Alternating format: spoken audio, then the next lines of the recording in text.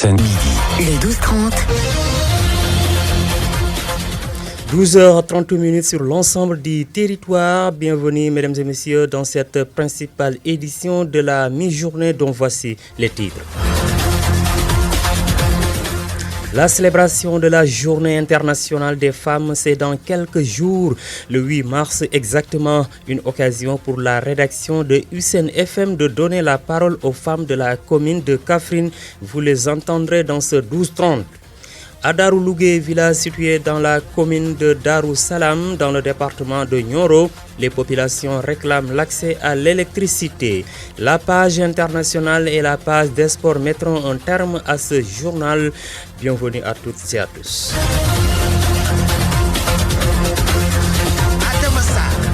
Seydina Alioune Cissé assure la partie technique. Comme annoncé dans le titre, à chaque 8 mars est célébrée la femme.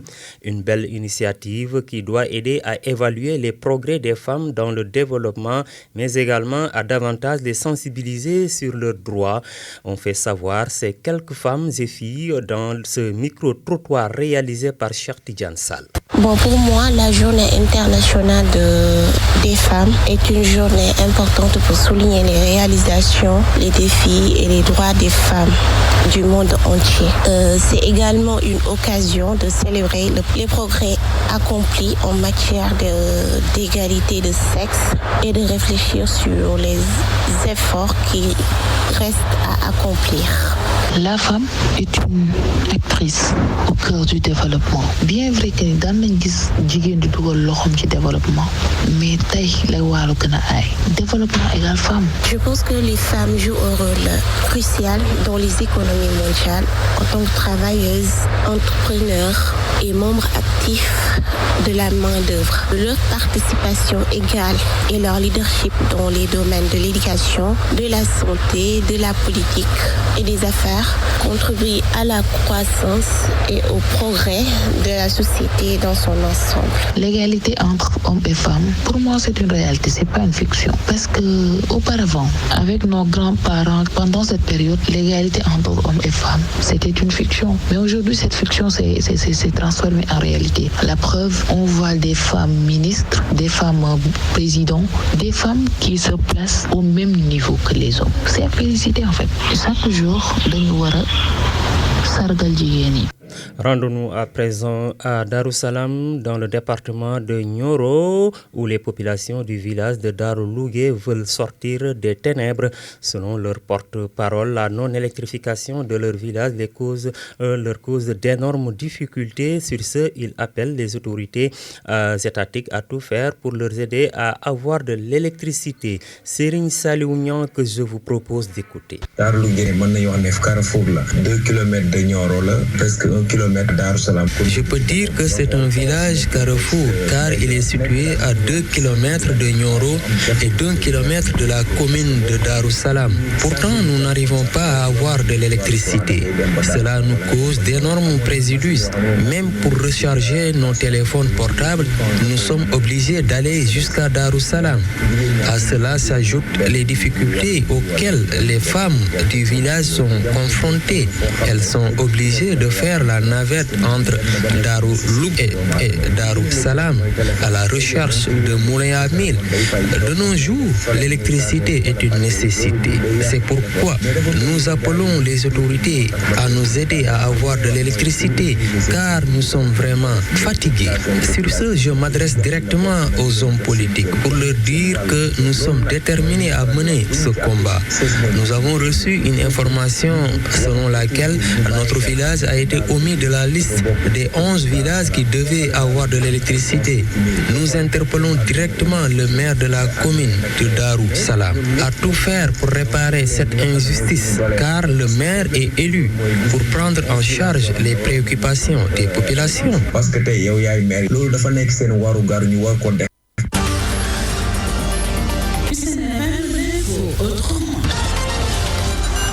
En bref, les grands trains du Sénégal GTS vont offrir 5 jours de service gratuit entre Thiès et Diamniadio à partir de mercredi.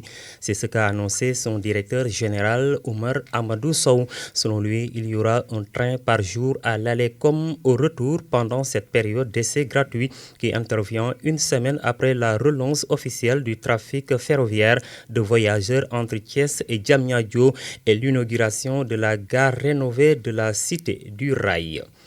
Retour à Kaffrine pour parler de la prolifération des cas de rougeole qui inquiète plus de 3 cas au mois de novembre. Le district est aujourd'hui à 30 cas de rougeole et 4 autres de rubéole. Pour rompre la chaîne de transmission, la riposte est concentrée sur la vaccination. Écoutons à ce propos Henri-Pascal Antoine Coly. Il est le responsable du programme élargi de vaccination au niveau du district sanitaire de Kaffrine. Concernant la situation de la rougeole dans le district sanitaire de Kaffrine, il faut dire que si on remonte un peu à la genèse, nous avons enregistré nos 3 premiers cas à Mbégué, dans le village de Rokoy, c'était au mois de novembre. Et ces cas ont augmenté vu la mobilité de la population, surtout les nomades. Donc ce cas a été enregistré au niveau de Diamaguène-Tépé pour la première fois. Si on vient au mois de janvier 2024, en l'année 2024, nous avons enregistré 15 cas.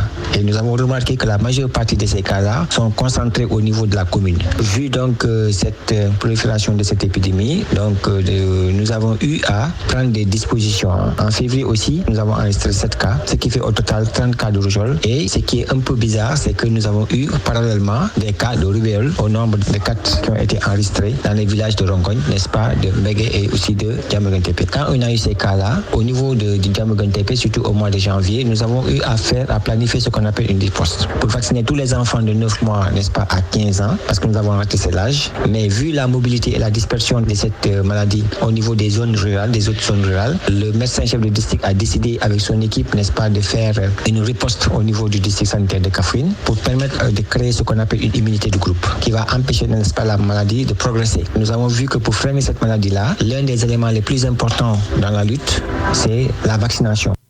Restons toujours avec le responsable du programme élargi de vaccination qui a saisi l'opportunité pour interpeller les prestataires de santé et la communauté à conjuguer leurs efforts pour freiner ces maladies avant de se réjouir de la prise de conscience des populations de la dangerosité de la rougeole. Henri-Pascal Coly que voici.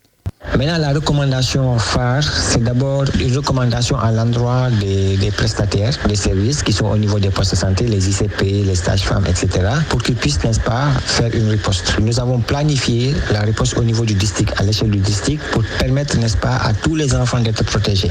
La seconde recommandation, c'est à l'endroit de la population, surtout inviter les gardiens d'enfants à sortir massivement et les pères de famille à envoyer les enfants, amener les enfants pour qu'ils se fassent vacciner, ou bien, lorsque le prestataire des services vient au niveau du village ou du quartier, que les gens amènent leurs enfants en masse pour qu'ils puissent, au point de vaccination, pour qu'ils puissent, n'est-ce pas, se faire vacciner.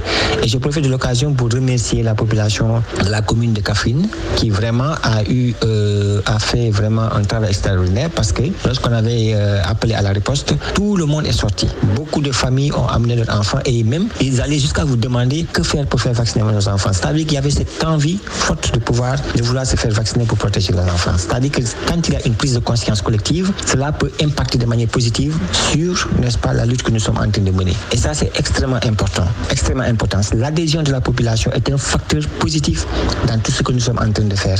Et ça veut dire qu'actuellement, la population a pris conscience de la dangerosité de cette maladie-là. L'actualité nationale et internationale sur la 97.1 FM. La page internationale, nous la démarrons au Tchad où 5 jours après la mort par balle de l'opposant Yaya Dilou lors de l'assaut du siège de son parti par l'armée, le Premier ministre Succès Masra annonce l'ouverture d'une enquête. Dans un entretien accordé à nos confrères de RFI, le Premier ministre tchadien déclare que le gouvernement s'est engagé à mener une enquête de type international qui permettra de situer les responsabilités à tous les niveaux. Le Parlement réuni en congrès à à Versailles a adopté l'inscription de l'IVG dans la Constitution française. La majorité aux 3/5 des votes exprimés a été largement dépassée avec 780 voix pour 72 voix contre. La France devient le premier pays au monde à prendre une telle décision 50 ans après la loi Simone Veil qui garantissait le droit à l'avortement pour toutes les femmes. Les négociations entre le Hamas et les médiateurs internationaux se poursuivent aujourd'hui au Caire, dans la capitale égyptienne, dans l'espoir de parvenir avant le Ramadan à une trêve à Gaza, en dépit de l'absence d'Israël qui n'a pas souhaité envoyer de délégation. Les opérations militaires israéliennes ont fait 30 631 morts dans la bande de Gaza, en majorité des civils, selon le dernier bilan communiqué aujourd'hui par le ministère de la Santé du Hamas.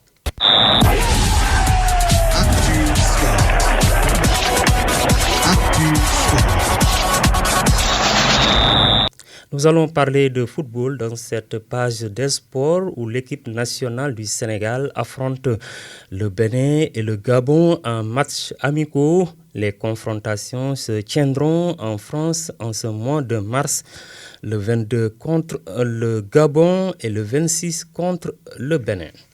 Mesdames et messieurs, c'est la fin de cette édition. Merci de l'avoir suivi. Je vous rappelle les principaux titres qui ont été développés dans ce 12-30. Adamassa.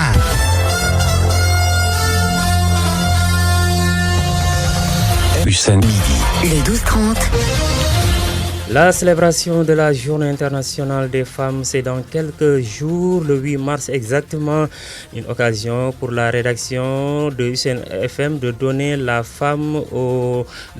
parole aux femmes de la commune de Kaffrine. Vous les avez entendues dans ce 12-30 à Daroulougué, village situé dans la commune de Darussalam, dans le département de Nioro. Les populations réclament l'accès à l'électricité. Je vous donne à 13h30, Sokhna Koumba Thioub sera là pour la version Wolof. Mesdames et messieurs, merci d'avoir suivi cette édition sur les ondes de Hussein FM 97.1, la voix de l'étudiant.